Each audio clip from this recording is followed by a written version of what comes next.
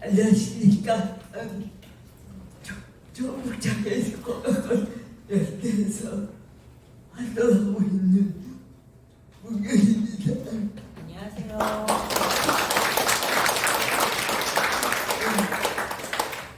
저는 저의 찬양의 교업을 AAC로 배신하겠습니다.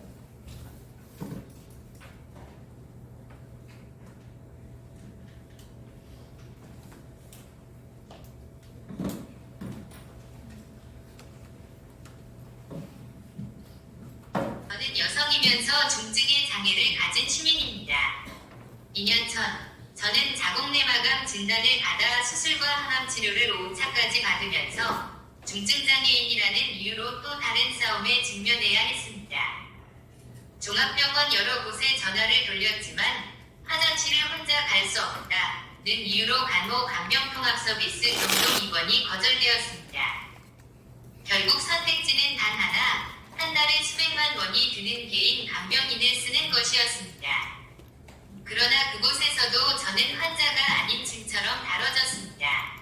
간병사들은 중증장애인에 대한 어떤 교육도 받지 않았고 저에게 필요한 돌봄을 어떻게 해야 하는지 몰랐습니다. 때로는 모른다는 것조차 부끄러워하지 않고 차별적인 말과 태도로 제 몸과 마음을 더 무겁게 만들었습니다. 그 결과 저는 암과 싸우는 동시에 무지와 차별이라는 의료 시스템의 병과도 싸워야 했습니다.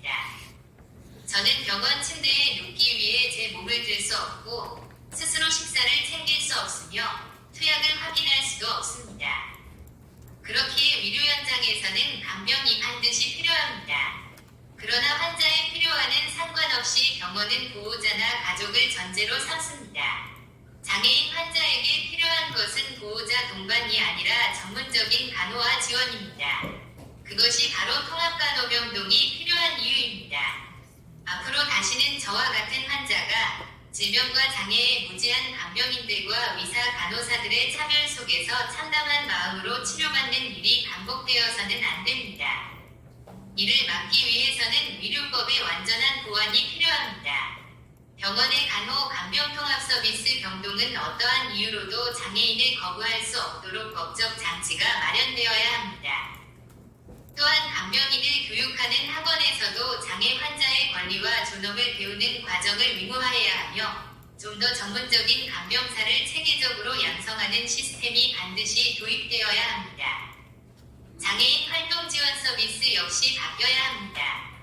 현재는 병원에 입원하면 한 달까지만 활동 지원사가 간병을 할 수 있도록 제한되어 있지만 중증장애인이 중병으로 입원해야 할 때는 기간을 정하지 않고 입원부터 퇴원까지 계속 지원이 가능해야 합니다. 동시에 활동 지원 시간도 충분히 늘려서 환자가 치료에만 집중할 수 있는 조건을 만들어야 합니다. 국가는 장애 유무와 관계없이 어떤 환자도 의료 시스템 안에서 소외되거나 차별받지 않도록 할 의무가 있습니다. 치료받는 순간이 고통과 싸움만으로도 충분히 벅찬 시간인데 더 이상 환자들이 제도와 차별까지 떠안게 해서는 안 됩니다. 저는 제 경험을 넘어 앞으로 이 자리에 설 더 많은 환자와 장애인들이 같은 차별을 겪지 않기를 바랍니다. 환자의 몸과 삶을 있는 그대로 존중하는 병원, 그것이 우리가 함께 만들어야 할 의료 시스템과 법입니다. 감사드립니다.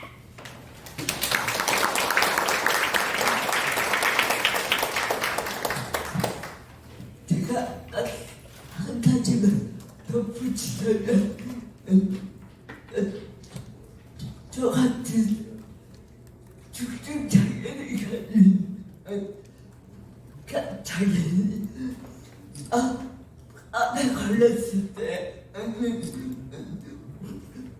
생명을 위험한 질환에 걸렸을 때 의사는 우리도 어떻게 치료해야 되는지 어떤 의료 시스템 도입해야 되는지에 대한 우리나라의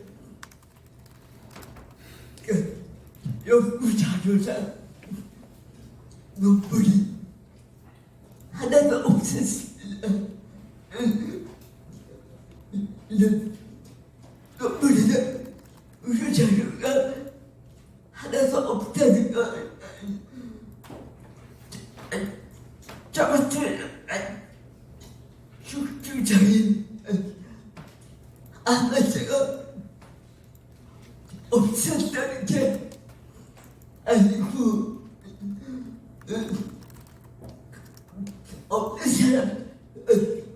없는 사람들 취급을 했다는 증거이기도 합니다.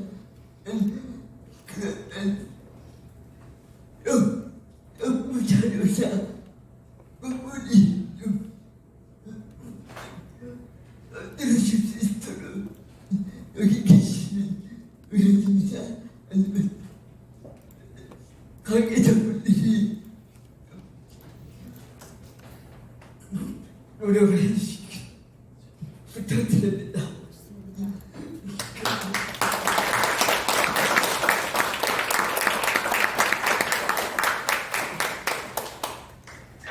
저는 전국장애인공학과연대 박주석이라고 합니다.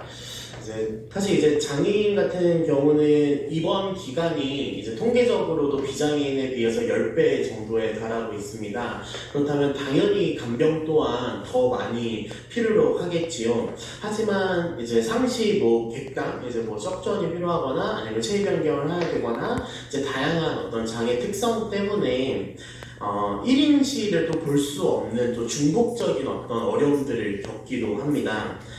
근데 이 와중에 사적 간병인을 너무 구하기 어려운 것이죠. 개인적으로 사적 간병보험을 들어도 사실 이게 돈을 주는 게 아니라 매칭을 해주는 것인데 사실 활동지원사들과 마찬가지로 중증 장애인들은 다 매칭을 기피하는 문제들이 발생하며 공백에 놓일 수 없는 현실이 반복되고 있고 그렇기 때문에 장애인이 실제로 실체조사를 매년 하고 있는데 실체조사 결과도 보면 다 의료비, 교통비, 그다음 간병비 순으로 많이 돈이 든다. 근데 사실 이 교통비도 대부분 의료기관 이동 비용이거든요.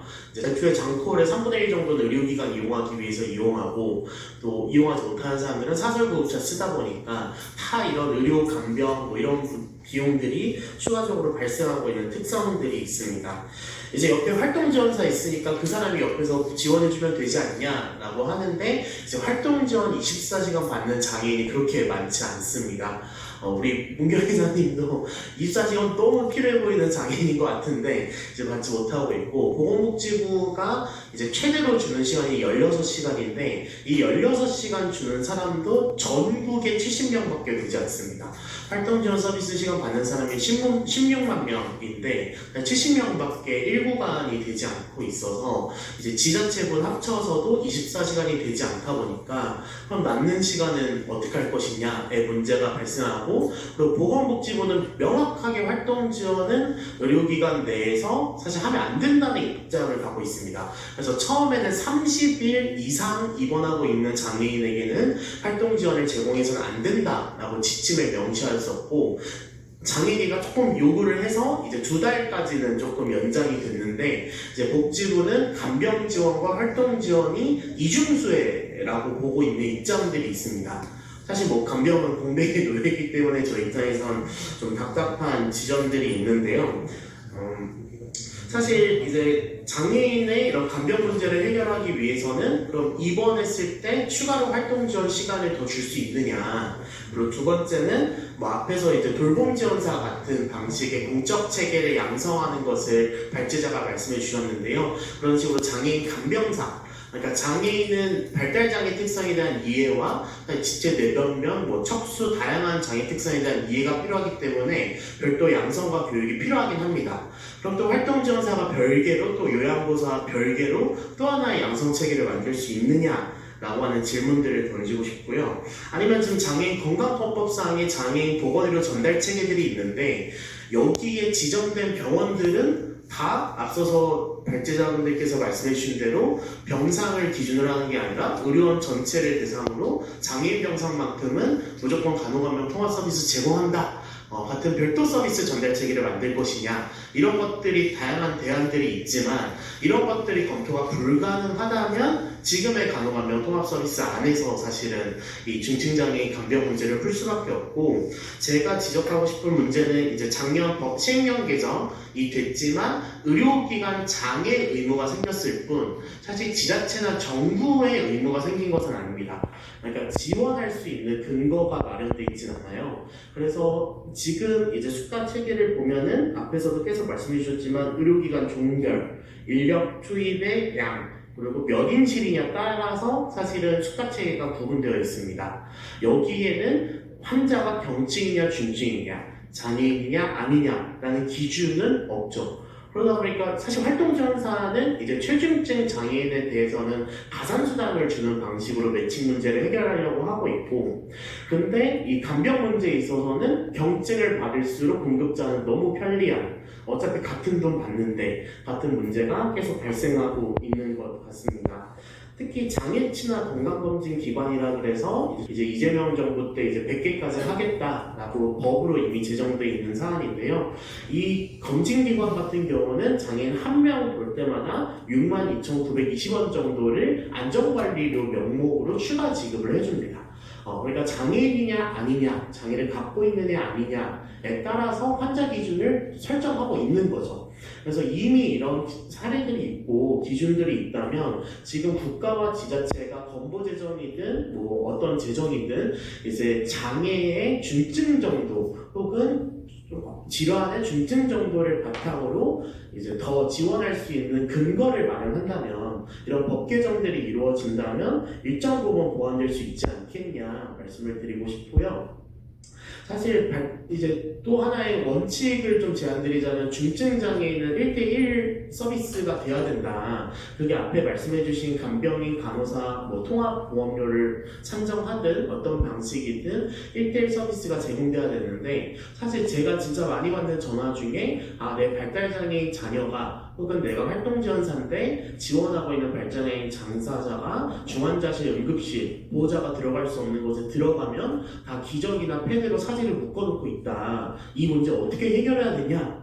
라고 물어보면 가서 싸우세요 말고는 사실 제가 말할 수 있는 게 많이 없거든요. 아니면 그나마 보건소에 지도 점검을 요구하세요 정도가 우리나라에서 사실 환자가 사실 요구할 수 있는 유일한 권리인 것 같습니다. 이런 문제들이 중증장애인은 간병 문제가 계속 발생하고 시급하기 때문에 꼭 이번 토론회를 기점으로 문제 해결이 될 수 있기를 간절히 바라면서 발제 마치도록